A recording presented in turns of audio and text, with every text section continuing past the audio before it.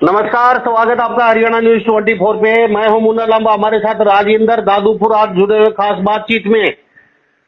और इन्होंने नायब सैनिक को लेके, जो फिलहाल सीएम हैं हरियाणा प्रदेश के, और राजेंद्र दादूपुर खुद करनाल विधान लोकसभा से चुनाव लड़ रहे हैं और इन कई आपत्तियां उठाई आज। तो इनसे ही जानने की कोशिश करते हैं कि नायब सैनिक क्यों चुनाव नहीं लड़ सकते, क्यों उनका नामांकन रद्द होना चाहिए। राजेंद्र दादूपुर से आपका बहुत बहुत स्वागत है हरियाणा न्यूज 24 पे।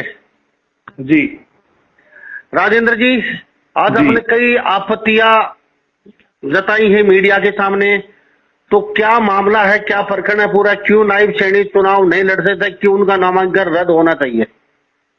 देखिए, नायब सिंह सैनी जी ने जो 6 तारीख को अपना नामांकन जब भरा और उनकी धर्मपत्नी ने नामांकन अपना भरा, तो मैं भी मौके पे उसी दिन मैंने सेम रिटर्निंग ऑफिसर के सामने अपना नामांकन भरा। और नामांकन भरने के बाद जब इलेक्शन कमीशन ऑफ इंडिया की साइट पर वो अपलोड हो गया, तो मैंने वो वहां से प्रिंट आउट लेके वो सारी चीजें देखी। नायब सिंह सैनी जी ने उसमें कई कॉलम खाली छोड़े हुए हैं नामांकन भरते हुए। और इलेक्शन कमीशन ऑफ इंडिया को सुप्रीम कोर्ट की डायरेक्ट डायरेक्शन है 2008 में एक writ petition 120 number supreme court में डली थी और उसका डिसीजन 2013 में आया।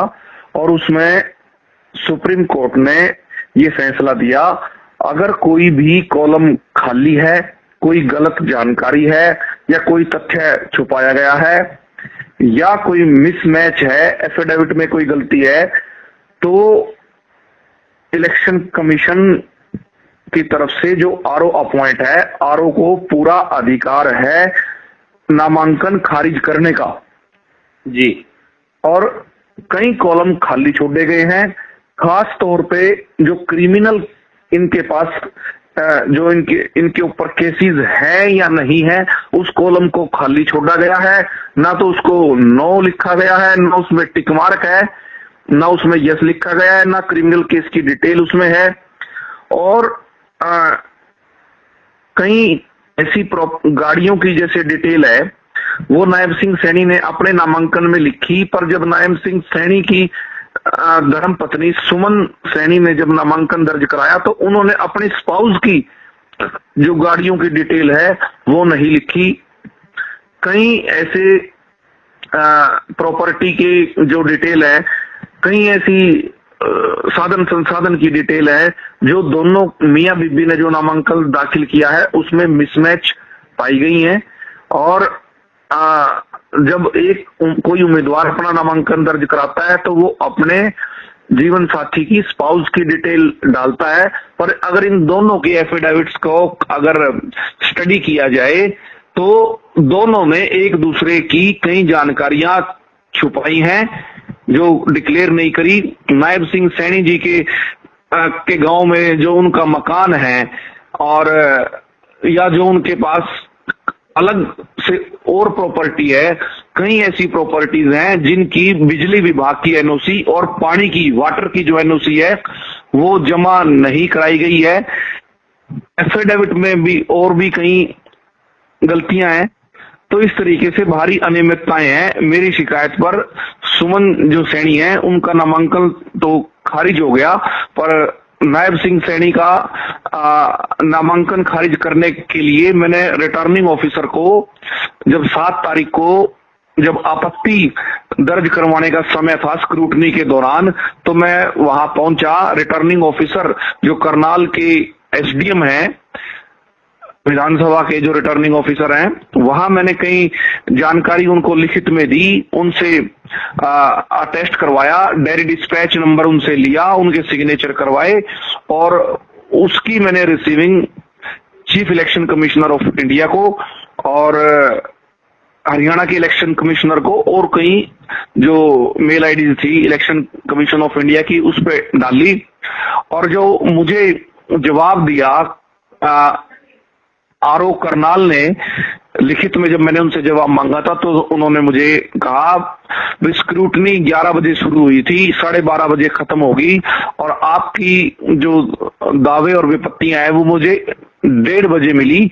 वही डॉक्यूमेंट मैंने इलेक्शन कमीशन ऑफ इंडिया और कई अधिकारियों को इलेक्शन कमीशन ऑफ इंडिया के भेजा है। मैं पूरी तरीके से बिल्कुल भी सेटिस्फाई नहीं हूं आरओ करनाल के डिसीजन से और नायब सिंह सैनी का नामांकन रद्द करवाने के लिए चाहे मुझे हाई कोर्ट जाना पड़े, चाहे सुप्रीम कोर्ट जाना पड़े, मैं जाऊंगा, क्योंकि एफिडेविट में भारी अनियमितताएं हैं। अगर ये एफिडेविट किसी और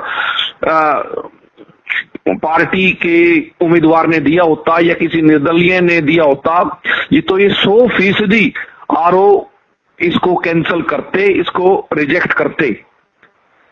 पर ये नायब सिंह सैनी मौजूदा सीएम है, इसी वजह से शिकायत ऑन टाइम शिकायत के बावजूद भी इनका नामांकन खारिज नहीं किया जा रहा। और एक मैंने शिकायत और दी है। जिस दिन नॉमिनेशन दाखिल किया मनोहर लाल खट्टर और नायब सिंह सैनी को, उस दिन प्रशासन ने उनको ऐसा वीआईपी बहुत ट्रीटमेंट दिया जो दूसरे उम्मीदवार जो भी लोकसभा और विधानसभा का नामांकन भर रहे थे उनके लिए कोई दूसरा रास्ता था एंट्री का, जिसमें 5 जगह पे पुलिस के लोग खड़े थे उम्मीदवार के साथ जो जा रहे थे साथी, उनको रोकने के लिए, क्योंकि एक उम्मीदवार के साथ 4 लोगों को ही ऊपर भेजा जा रहा था। पर नायब सिंह सैनी और मनोहर लाल खट्टर को बिल्कुल सेक्रेटरिएट के मेन दरवाजे से, जो दूसरे उम्मीदवारों से एक भिन्न रास्ता था अलग से, वहां से एक तरीके से कालीन बिछाकर उनका स्वागत किया गया। उनको चाय पानी अलग से पिलाई गई रिटर्निंग ऑफिसर के दफ्तर के अंदर ही। और नायब सिंह सैनी और मनोहर लाल के साथ, दोनों के साथ Z+ सिक्योरिटी के साथ 300 के करीब गनमैन इनके साथ वहां रिटर्निंग ऑफिसर के दरवाजे के साथ ही खड़े रहे बरामदे में, और 400 के करीब इनके साथ वहां लोग पहुंचे। जबकि जो आम आदमी मेरे जैसा वहां नॉमिनेशन दाखिल करने गया, उसका रास्ता भी एंट्री का अलग था और उस रास्ते पे ना मीडिया अलाउड थी और ना हमारे साथ कोई 5वां आदमी जा सकता था, ना हमारे साथ कोई सिक्योरिटी वाला जा सकता था। तो इनके साथ वहां 200 से ज्यादा तो सिक्योरिटी के जो गनमैन AK-47 लेके खड़े थे और 200 से ज्यादा इनके साथ और लोग खड़े थे, जो कि असंवैधानिक है। आदर्श आचार संहिता का पूरे तरीके से उल्लंघन है। मतलब एक तरीके से सीएम ने और पूर्व सीएम ने अपनी धौंस दिखाई है और चुनाव के जो रिटर्निंग ऑफिसर थे लोकसभा और विधानसभा के, उन पे प्रभाव डालने का जो काम किया है, इसका हम विरोध करते हैं, प्रोटेस्ट करते हैं। और अगर पहले दिन से ही इस तरीके की आदर्श आचार संहिता की धज्जियां उड़ाई जा रही हैं, तो आगे आप समझ सकते हो। इन सारी बातों से ये लगता है जिस तरीके से गलत एफिडेविट को भी इन्होंने अपने ओके करवा लिया और आदर्श आचार संहिता का भी इन्होंने उल्लंघन कर दिया। इन बातों से ये लगता है कि बीजेपी ईवीएम मशीन को भी जरूर हैक कर सकती है। अगर इतनी नीचे गिर सकती है तो ईवीएम को भी ये जरूर हैक कर सकते हैं। मैंने 7 तारीख को जो शिकायत इनके विरुद्ध इलेक्शन कमीशन ऑफ इंडिया में रिटर्निंग ऑफिसर को दी है, उस समय से ही मेरे पीछे नकाबपोश लोग मोटरसाइकिलों पर गाड़ियों में घूम रहे हैं। मेरी गाड़ी को रास्ते में रोका जा रहा है, मुझे थ्रेट दी जा रही है और मुझे मनोहर लाल से और नायब सिंह सैनी से जान और माल का पूरा खतरा है। प्रशासन मुझे सुरक्षा उपलब्ध करवाई। राजेंद्र आर्य जी, आप खुद भी चुनाव लड़ रहे हैं, आप कह रहे हैं कि मनोहर लाल जी अभी सीएम नहीं है, लेकिन फीलिंग वो अभी सीएम वाली ही ले रहे हैं। और कई सभाओं में भी मनोहर लाल ने खुद को मुख्यमंत्री कहा है, गलती से या पता नहीं जानबूझ के कर रहे हैं वो इस तरीके से, भाई मैं सीएम, मतलब उसके मुंह से निकल रहा है। और रही आपने सीधा सीधा उन पर इल्जाम लगाया कि भाई सरकार का पावर का दुरुपयोग है, आचार संहिता का उल्लंघन कर रहे हैं। आम आदमी के लिए तो सारे कानून है, लेकिन वीआईपी जो ट्रीटमेंट मुख्यमंत्री और उप मुख्यमंत्री के लिए वो का वो है, जैसे फिलहाल वो मुख्यमंत्री हैं। तो आपको लगता है खुद की इनकी सरकार है, सेंटर में भी न्याचे भी आपकी सुनवाई हो पाएगी? कहीं ना कहीं आपने जो शिकायत सुप्रीम कोर्ट हाई कोर्ट तक पहुंचाई है, आप कहते हैं जिस हद तक हमें जाना पड़े, तो आपको लगता है नायब सैनी का नामांकन रद्द हो पाएगा? मैं इस बात को शर्तिया तौर पे ये कह सकता हूँ, जो एफिडेविट नायब सिंह सैनी ने दिया है, जो उनके कॉलम खाली हैं और पूरा का पूरा मियां बीबी के जो प्रपोजल है उसमें विरोधाभास है, प्रॉपर्टी पे भी और कई एसेट्स पे भी 20 कमियां हैं उसमें। अगर वो किसी मेरे जैसे का होता या किसी और छोटी पार्टी का होता या किसी गरीब दल पार्टी का वो उम्मीदवार होते या किसी किसान या मजदूर की पार्टी का उम्मीदवार होते तो रिटर्निंग ऑफिसर मौके पे ही उनका नामांकन खारिज कर देते। जी, तो राजेंद्र आर्य जी, अब आपकी यहाँ तो सुनवाई हुई नहीं, अब क्या लगता है कितनी जल्दी ये सुनवाई होगी, कितनी जल्दी नामांकन रद्द होगा? क्या लगता है, कुछ आपको लग रहा है कि आपकी सुनवाई होने जाएगी या नहीं, ऐसा क्या लग रहा है अभी आपको? मैं हाई कोर्ट और सुप्रीम कोर्ट में जल्द जाऊंगा। तो आपको कानून पे भरोसा है? हमारे पूरा भरोसा है देश के संविधान में और देश की अदालत पे और सीआरपीसी और आईपीसी पे मुझे पूरा भरोसा है।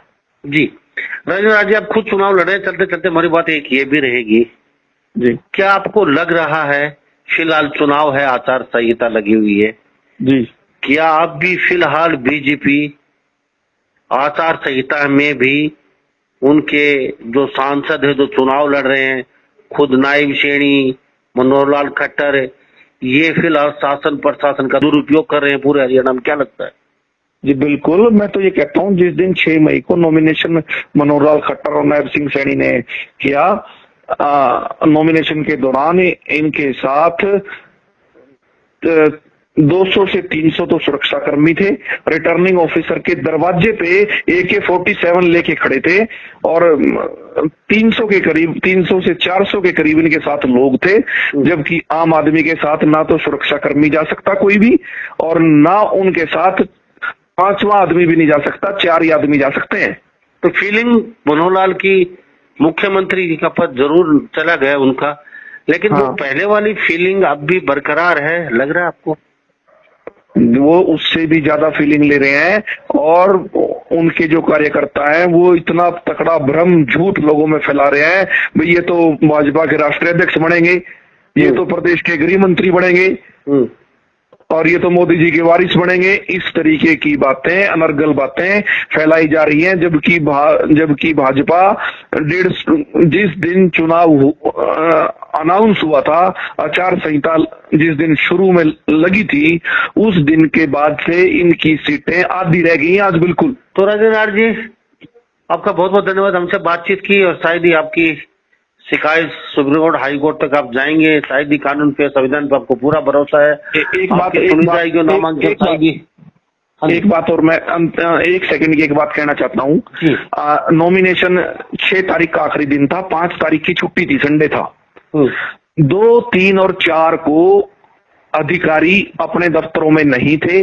काफी ऐसे लोग थे, सैकड़ों लोग ऐसे थे जिनको NOC चाहिए थी, किसी को वाटर की NOC, किसी को बिजली की NOC, जबकि ऐसे 100 लोग ऐसे अपना नामांकन करने से करनाल में रह गए जो अपना नामांकन लोकसभा और विधानसभा के लिए करना चाहते थे, क्योंकि उनको NOC समय पर नहीं मिली।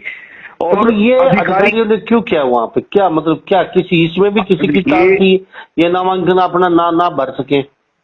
अधिकारी देखो, वैसे तो वैसे तो कोर्ट की भी, इलेक्शन कमीशन ऑफ इंडिया की भी और प्रशासन की भी ये हिदायत है, कोड ऑफ कंडक्ट के दौरान कोई भी अधिकारी अपना स्टेशन नहीं छोड़ सकता, अपना ऑफिस नहीं छोड़ सकता, स्टेशन नहीं छोड़ सकता।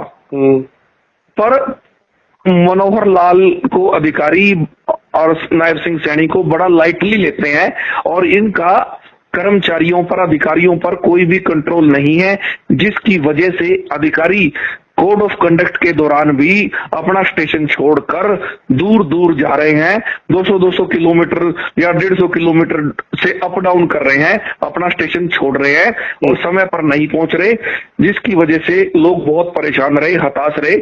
सैकड़ों से ज्यादा ऐसे लोग हैं जिनको एनओसी नहीं मिली और वो अपना एनओसी ना मिलने की वजह से नामांकन नहीं भर पाए। जी जी, तो इस बात को लेके भी आप सुप्रीम कोर्ट हाई कोर्ट में शिकायत लेके ये भी ऊपर पहुंचेंगे इस चीज को लेके? हाँ, ये मैं शिकायत ऑब्जर्वर है हमारी करनाल के टी रविंद्रन जी, उनको कल शिकायत मैं दूंगा। जी जी, राजेंद्र जी, आपका बहुत बहुत धन्यवाद, हमसे बातचीत की, आपका कीमती समय लिया और शायद ही आपकी सुनवाई बहुत जल्दी हो पाएगी, जो आपने सुप्रीम कोर्ट हाई कोर्ट तक जाने की बात कर रहे हैं, और शायद ही मनोहर लाल भी सुने आपकी बातों को, तो शायद ही वो सेम वाली फीलिंग ना लें और जनता के बीच जाके जनता से बातचीत करें, अपने आप को राजा जी ना समझे। जी जी जी जी जी, बहुत बहुत धन्यवाद आपका, बहुत बहुत धन्यवाद। Thank you. तो हमारे साथ राजेंद्र आर्य जी खास बातचीत में जुड़े हुए थे, करनाल से खुद प्रत्याशी चुनाव लड़ रहे हैं। हमने बातचीत की और नायब सैनिक की मुश्किलें कहीं बढ़ती जा रही हैं, तो इस बारे आप क्या सोचते हैं? सभी इन बातों के साथ मैं मुन्ना लांबा, हरियाणा न्यूज 24। नमस्कार, जय हिंद।